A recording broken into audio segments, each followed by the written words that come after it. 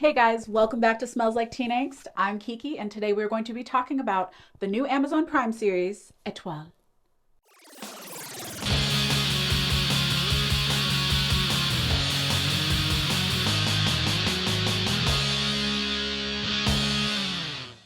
Anyway, guys, before we get into it, don't forget to like, subscribe, and comment down below so you can keep up with us, okay?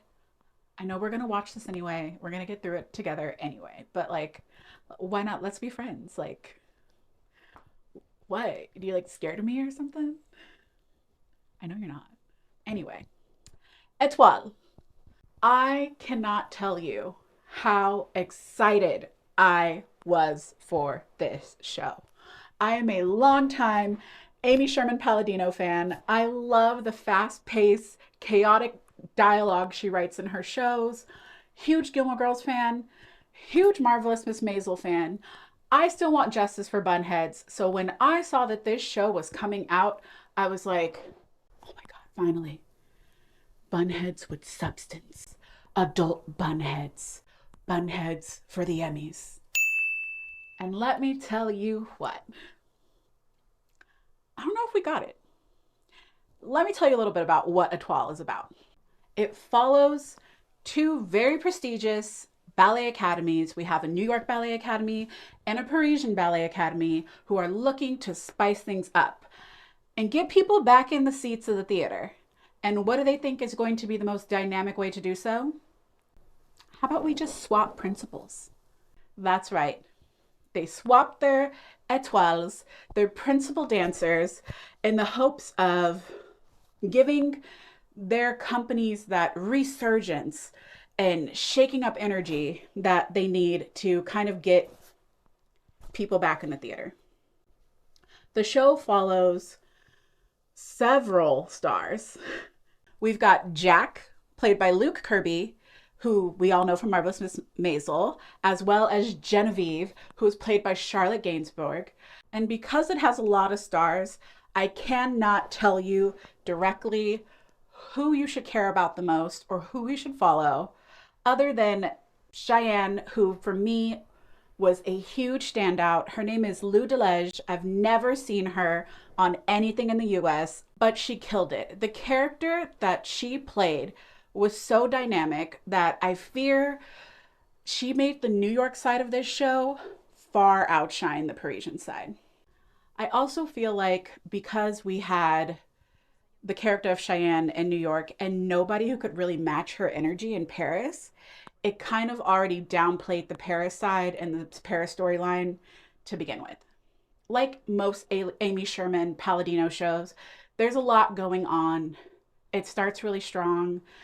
It doesn't really get into it until the middle, and then it leaves you on a ton of cliffhangers that are going to keep you up at night until you get a second season of this show. And I'm not saying this show didn't do that. It did exactly the same thing.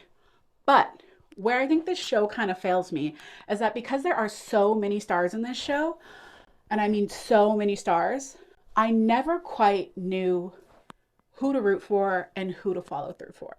When we watched The Marvelous Miss Maisel, Maisel is our character. When we watch Gilmore Girls, it's Lorelai and Rory. It's the mother-daughter duo. This is everyone. Everyone and their mama. And yes, I do mean everyone and their mama, because we met two of the stars' parents? Three of the stars' parents? I don't know. Where are your parents from the show? Aside from there being everyone and their mom, I mean, the cameos, I can't even list them all. Why David Byrne, Jonathan Groff, we don't have time for that. It's almost like a why.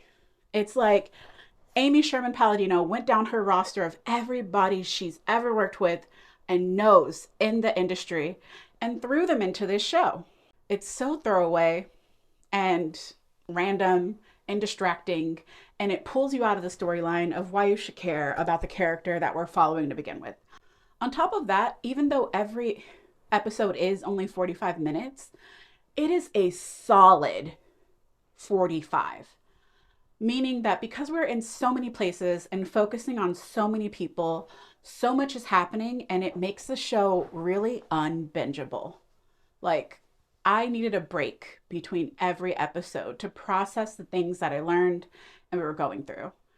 And in the consumer world, that just does not work for me. Although this show did do a lot for the dance community by showing us the fluid movement and beauty of ballet without giving us a lot of the inside baseball of it, at the end of the day, I felt like it was kind of lacking ballet at some points.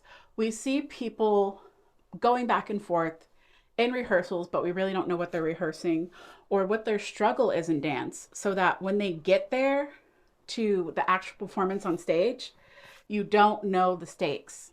And I think most dancers who watch shows that have dancers in it, they want to hear about that inner turmoil and stakes and the feeling of just trying to get something on stage and perform something and wanting it to be great and be great. With all that to say, I still want a season 2. And it's because of these dang cliffhangers, Amy.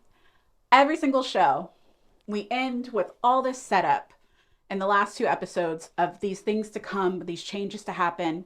And because nothing is wrapped in a bow and everything is in shambles by the end, you need more. This is wild.